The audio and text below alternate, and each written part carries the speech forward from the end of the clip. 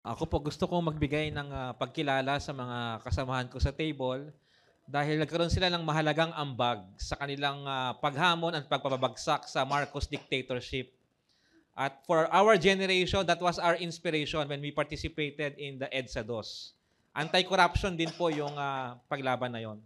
Yung time ko po sa Congress, it's a very short period sa aking mahabang pakikilahok sa Parliament of the Streets. At ang aking realization po sa aking paglahok sa loob ng parlamento at sa pakikibaka sa lansangan, ang problema talaga, entrenched yung corruption, yung impunity, malakas, yung political dynasty, it normalizes dysfunctional politics. Kaya dapat talaga tuloy-tuloy yung paglaban ng mamamayan. At ang pagsasama-sama po natin ngayon, yan po ang napakahalagang sandata natin to wield against the corrupt who are dominating our political system.